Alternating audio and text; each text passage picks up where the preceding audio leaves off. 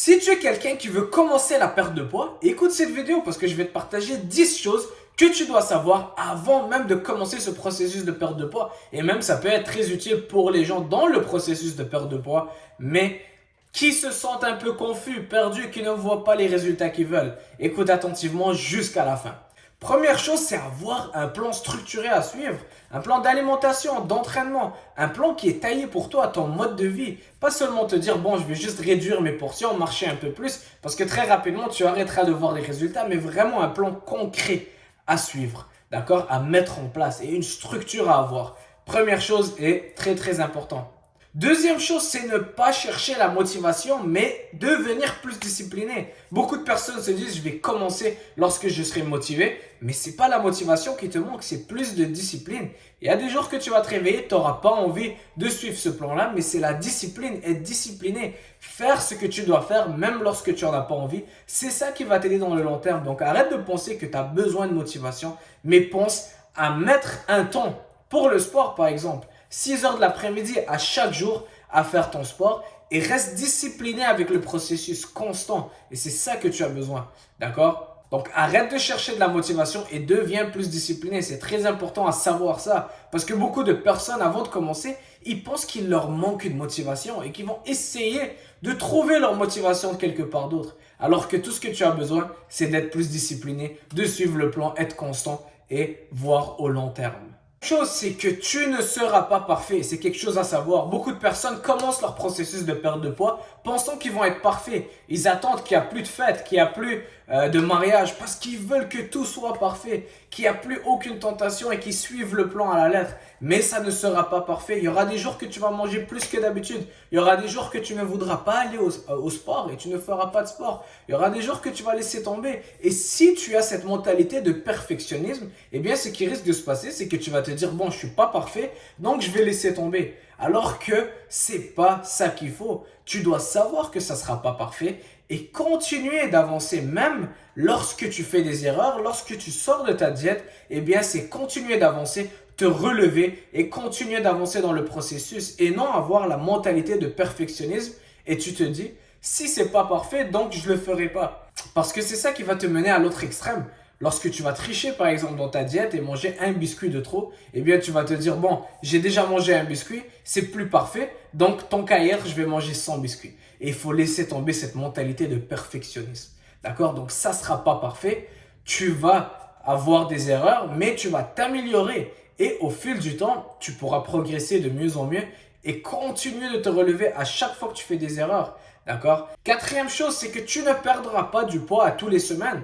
Beaucoup de personnes commencent la perte de poids, ça fait 10 ans qu'ils accumulent un surplus de poids et ils veulent perdre 2, 3, 4, 5 livres en chaque semaine alors que votre corps ne pourra pas perdre du poids à chaque semaine. Ça ne sera pas soutenable. Si tu as perdu 3, 4 livres la première semaine que tu débutes, eh bien, cette perte de poids va se ralentir dans le processus. Plus que tu perds du poids aussi, plus que ça sera difficile d'en perdre. Mais dans le processus de perte de poids, eh bien, tu vas voir, il y aura des hauts et des bas, des hauts et des bas. Il y a des semaines que tu vas perdre 2 livres, une autre semaine que tu vas prendre 1 livre alors que tu n'as rien changé du tout. Et c'est comme ça que le corps fonctionne. Il y a des choses qu'on ne peut pas vraiment contrôler et c'est pour ça que tu dois voir la courbe de loin, penser au long terme. Et au fil du temps, la courbe va descendre et tu vas perdre du poids. Mais ne pense pas que tu vas perdre du poids à chaque semaine. Ne te dis pas que chaque semaine, tu veux perdre un certain nombre de livres parce que tu vas échouer et tu ne vas pas atteindre cet objectif. D'accord? À un moment donné, les résultats ne seront pas exactement comme tu le veux à la semaine près. Mais lorsque tu regardes le long terme, tu vas atteindre tes objectifs.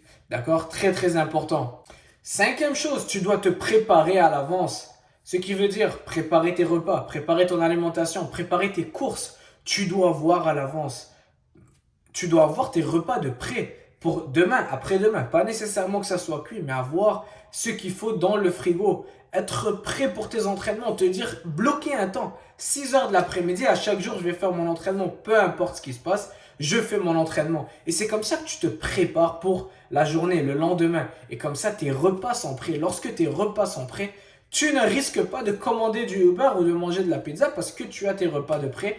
Tu as ton yogourt grec, tu as ta viande, tu as ton poulet dans le frigo et tu es prêt à manger d'ici 30 minutes si tu le veux. D'accord? Donc la préparation est très très importante.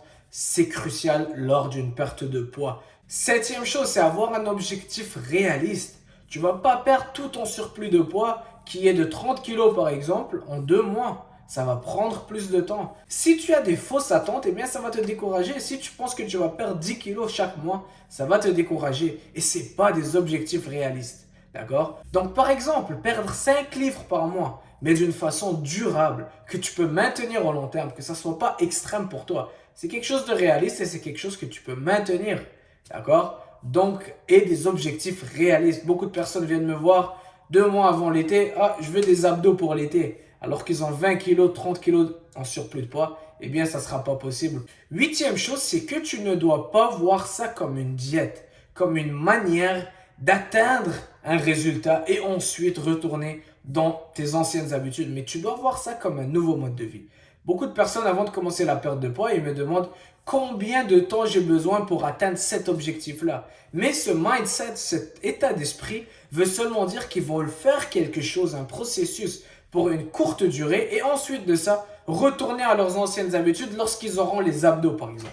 Et ça ne marche tout simplement pas comme ça. Ça ne marche pas comme ça. Tu dois avoir un mode de vie soutenable. Donc quelque chose que tu peux faire au long terme, qui ne soit pas un fardeau pour toi, que tu peux fitter dans ton horaire avec les études, le travail, les enfants, et que tu puisses continuer avec l'exercice et la bonne alimentation, et que ça devienne ton nouveau mode de vie. Tu dois oublier tes anciennes façons de faire, ton ancienne alimentation, et tu dois penser à ce nouveau mode de vie que tu es en train de commencer. Neuvième chose, c'est ne pas te comparer aux autres. Chacun a un processus différent et chacun a son propre processus. On a tous un type de corps différent, un horaire différent, un mode de vie différent.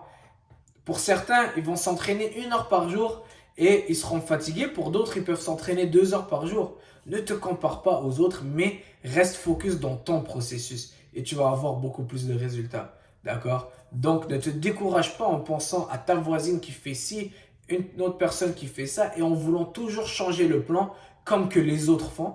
Mais reste dans ton plan assez longtemps et tu vas voir que ça va te mener des résultats. Tous les plans marchent. Tous les bons plans marchent. Tu dois choisir le plan qui est bon pour toi. Donc ne te compare pas.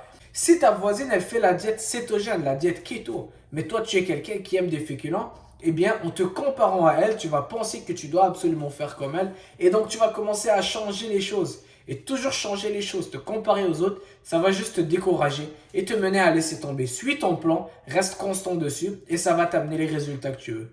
Dixième et dernière chose, c'est apprendre à cuisiner. Je donne à tous mes clients 2 livres de recettes, plus de 90 recettes pour les encourager à cuisiner. C'est important d'apprendre à cuisiner dans une perte de poids.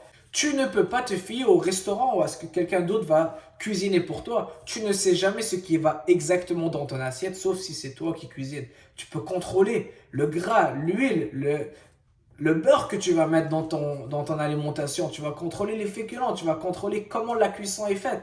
Et donc, tu peux mieux contrôler les calories et donc avoir une perte de poids beaucoup plus efficace. Ça va beaucoup t'aider à être en contrôle de tes repas et à savoir tout ce qui va dans ton corps. Et donc, tu pourras savoir lorsqu'il y a quelque chose qui ne marche pas, tu pourras ajuster des choses. Mettre un peu plus de beurre, un peu moins de beurre, dépendant des résultats que tu as. Mais si tu commandes toujours à l'extérieur, même si c'est une salade, tu ne sais pas combien d'huile ils ont mis, tu ne sais pas combien de beurre a été utilisé pour cuire le filet de saumon, par exemple. Et c'est des choses qui peuvent booster tes calories, qui ne sont pas idéales dans la perte de poids. D'accord? Donc, si tu commences la perte de poids, voici 10 choses qui vont beaucoup t'aider à savoir avant même de commencer la perte de poids. D'accord? Je te souhaite beaucoup de succès dans ta perte de poids. Si tu as des questions, laisse-les dans les commentaires et on se voit bientôt. Ciao!